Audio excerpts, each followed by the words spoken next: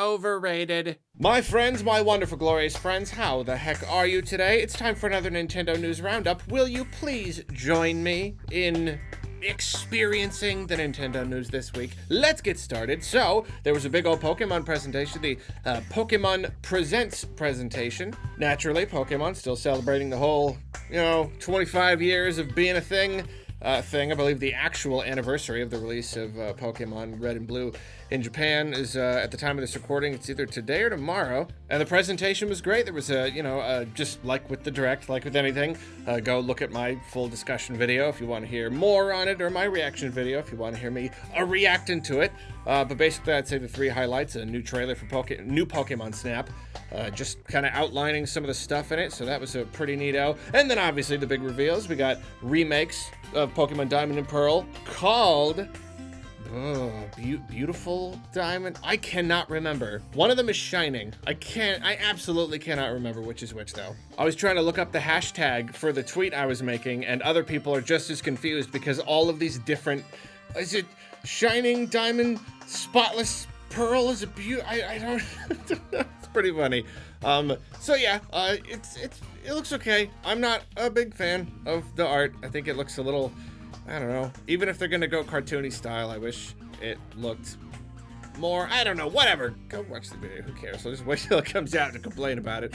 And then obviously Pokemon Legends Arceus, cool, awesome. I was burned enough by Sword and Shield that I'm not willing to make any assumptions, and go into it just being purely excited. There's still a lot to learn about the game, but very, very promising. And in fact, after the presentation, later, I saw some people digging up some more potential info on the game. I do not know if any of this is necessarily true. None of it is necessarily confirmed. But the actual marketing material said it was an action game or an action RPG or something. And then you've got the little roll move. And so what people are saying is that it could be a completely active combat. It looks turn-based in the trailer. And I don't know if maybe they're going to do a follow-up trailer that kind of reveals that it's not turn-based or something. Maybe they wanted it to look that way. But if that's true, if it's like real-time combat and you can like dodge attacks and stuff, that's rad. That's something for me to start getting excited about. But like I said, at the moment I am, cautious. I'm cautiously optimistic about it. It's a fun surprise though, and it certainly made for a good Pokemon presentation. So that was cool. So the same person who leaked most of the major details from the Nintendo Direct just like a couple hours before on Reddit is back at it again. Just kind of leaked all of the stuff that was going to happen in the Pokemon Direct. Obviously, this person has a contact at Nintendo, somebody there who at least, I don't know if they only have it shortly before it comes out, or this person doesn't want to raise too much of a stink because they know if they leaked it like days before, then Nintendo would really start investigating. I don't know. I don't know if this is going to be a regular thing. Just look to this person on Reddit for a few hours before if you want to know exactly what's going to be revealed or something. Yeah, disappointing. I don't really see the point, but people gonna do what people gonna do. A couple other bits of Pokemon news. The Pokemon Company has done like a Twitter poll. More than 1 million people cast their vote to decide the best Pokemon. Just the best ones, I suppose. Results? Surprising. I had to look up what Dead Den was. I couldn't remember, but then like Sableye, Snivy, Magnemite, Swadloon. I don't know. I guess I don't know. I really just didn't, I didn't expect these to be the top ones. I don't know if I'm out of the loop, which ones are popular, or if they're just different in Japan. They like different Pokemon. I don't know, but that's interesting. The Pokemon Company has really been cracking down on cheaters, as I've reported a couple times. And they're saying how they've apparently issued anti-cheat punishments to 5 million players since 2020. They're really doing it. They really are I mean, I like that. I hate the idea that cheaters are ruining everything. I know that pretty much no matter what, they still will anyway. But I don't know, 5 million different punishments and let's say 1 million straight out permanent bans. That's pretty good. I mean, they're obviously doing a heck of a lot of work. I know a lot of this stuff is automated, but that's a lot of bannings right there. Funko Pop is releasing some more Pokemon Funko Pops for Emerald City Comic Con. These ones are also limited, and we have Diamond variant Charmander and Vaporeon. It's another one where I don't get it. I think they look kind of gross, especially the diamond thing. It's weird, but here you go. If you're into this stuff, there you go. Zavvi just revealed a bunch of exclusive Pokemon 25th anniversary stuff, clothes, all that stuff. So that's cool. You got more Pokemon shirts from Pokemon Shirts, and these are actually pretty nice. I think these are pretty slick. I like them. One enterprising Pokemon fan is recreating the Sinnoh region using Lego. And I think this is adorable. I don't know. I don't know what it is about just the look of it. I mean, like, what's funny, I complain about being too close to old styles with remakes and stuff, and yet I do like it. I do enjoy, to an extent, little grid-based things. You know, I look at this and I dream of making an RPG or something. Like, why did Lego not make an RPG yet? Or just like a little game like this, like an isometric view, and it's Lego, but it's like top-down. Why has Lego not done that? That'd be fun. I feel like that'd be fun. I don't know. Maybe that's just me. Anyway, it's cute. I just wanted to say that. Look at it. It's so cute. Little plants and little buildings and stuff. I love it. So in Japan, there was apparently an Animal Crossing manga. I know there's been a good number of like Animal Crossing things. There was even like an anime movie or something years ago, but I don't know. I don't remember if it ever came here. Point is though, they got a manga, and it is about what villagers do when you're not there, which is very funny. Apparently they focus on specific characters. Point is, it is finally being localized. It is coming to the West, so that's very cool. We're getting a couple editions of that per year, so be on the lookout for that. Oh, here's a big one. Okay, Dinosaur Planet N64 game. Rare N64 game.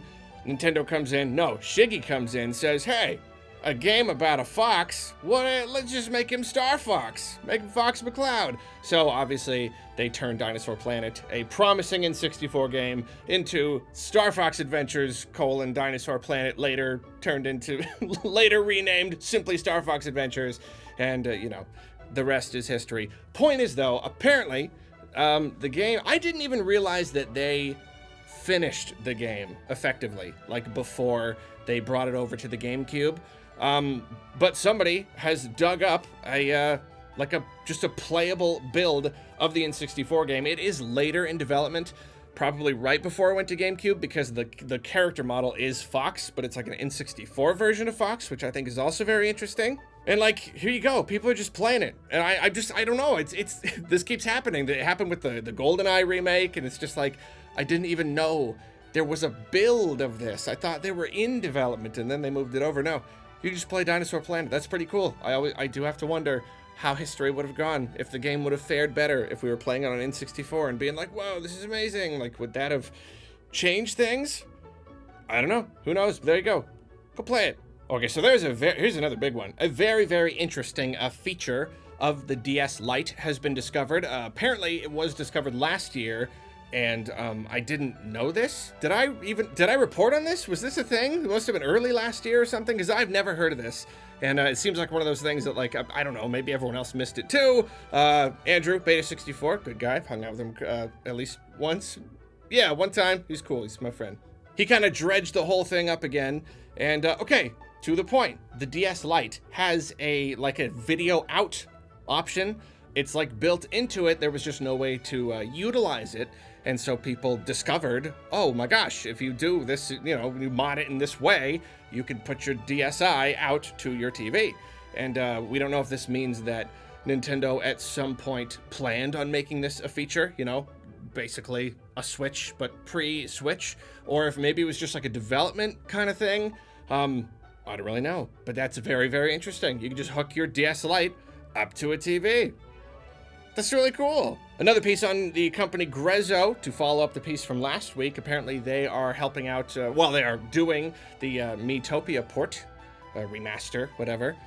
So that's cool, but it does make you wonder. Last week they were talking about hiring for a stylish medieval project that uses elements of the real world in interesting ways, and here you have a medieval Mii game that uses real people's faces. Is this just what they were talking about? Were they just hiring to help out with Miitopia? Just to finish up or something? It seems kind of likely, but I don't know. A study has shown that the Switch is the most eco-friendly game system on the market, and they seem to have reached this conclusion purely based on just how much power it draws, which is, I mean, I'm gonna try not to get too deep into this, and really though, no game system is economically friendly. If you look into like how they're created and what we do to get the minerals and the components and everything, it's a little silly to pick one of them and be like, well, at least it draws less power or something. No, game systems. Why do I even bring this up? Why do we even bring these things up just to pop in and do my doom and gloom song and dance? Whatever. Switch, less power, eco-friendly. Hooray! Another day, another Switch Pro rumor, this one from Nate Drake, who is allegedly an industry insider. I don't know if this person is otherwise responsible for calling correctly, but he says, yeah, Switch Pro, gotta be coming soon, 4K, whatever, the usual stuff. I don't know how valid of a rumor this is. I don't actually know this person. The name might be familiar. I don't know if they have any real insight here or not, but it's a Switch Pro rumor.